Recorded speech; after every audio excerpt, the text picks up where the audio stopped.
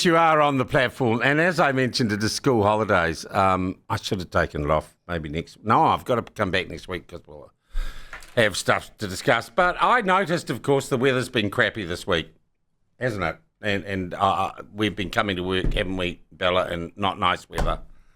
So is this the gods just saying it's school holidays? Of course, the weather's going to be rubbish. Or is there something else going on? We also had the equinox, I think, on Monday. Monday or Tuesday was the spring equinox. I thought we'd go to the MetService and get someone expert who knows what they're talking about. Thapi Makgabutlane is with us. Thapi, good morning to you. Good morning. Thank you for having me on this morning. All right. Now, am I mistaken? Is it just me feeling negative? Or have we had a run of quite rugged weather in the last week or so? Yeah, no, you're absolutely right. Your perceptions, although we've been using the phrase mixed bag, there's been a little bit of everything. It is spring, of course, and you mentioned the equinox, so we've already entered into astronomical spring as well. And the classic pattern that we tend to see over New Zealand is these westerly winds. They do become stronger during spring. And then, of course, these fronts moving through, bringing all of that rain and that wind that we've been experiencing. And quite, look, I drove, I flew back from Queenstown on Sunday, and we had a tailwind all the way up to Wellington. We got to Wellington, and there's a gale in our face blowing back the other way. I couldn't quite believe how changeable and turbulent the weather was. Is that typical of this time of the year?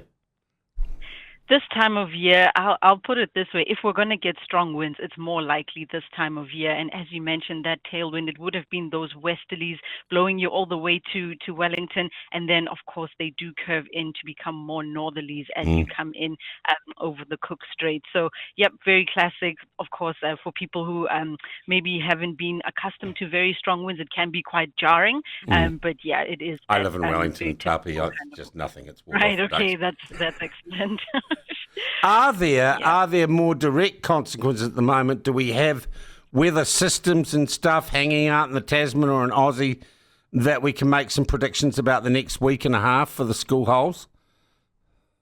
Yeah, I'd say pretty much what we've been seeing over the last few days is what we can expect over the next few days. We've got these fronts moving across.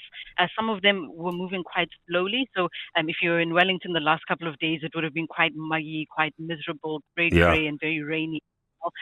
So that one was moving quite slowly, but we've got other systems that have been moving quite fast.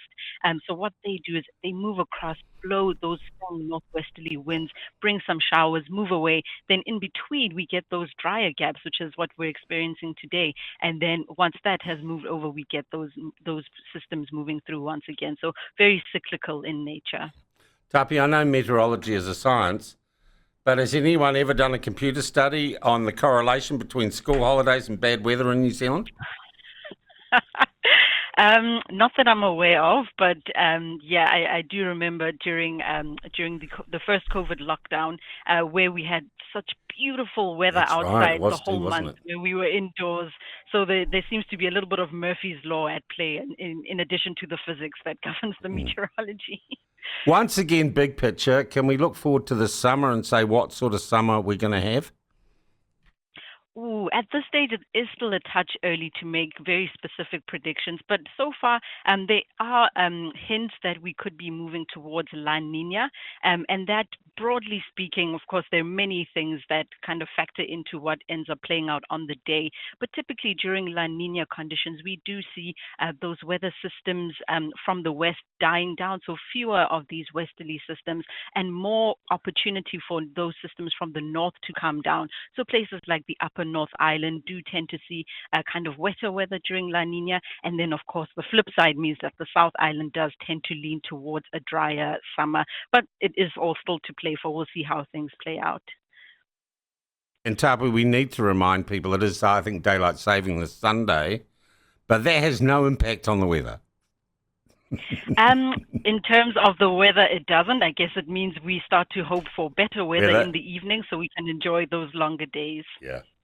Hey, Thapi, lovely talking to you, and it doesn't sound like it's necessarily going to get much better for the rest of the school holidays, which is why we have social media and mobile phones for our kids to entertain themselves. Don't we? Yeah, I'd say make the most of the good weather while it's there. Absolutely. Yeah. Thank you so much for your time. That is Thapi Makgabutlane from the spokesperson for the MetService office. They should do a study. They should do a study on school holidays and crappy weather, and I just know they're going to find a correlation.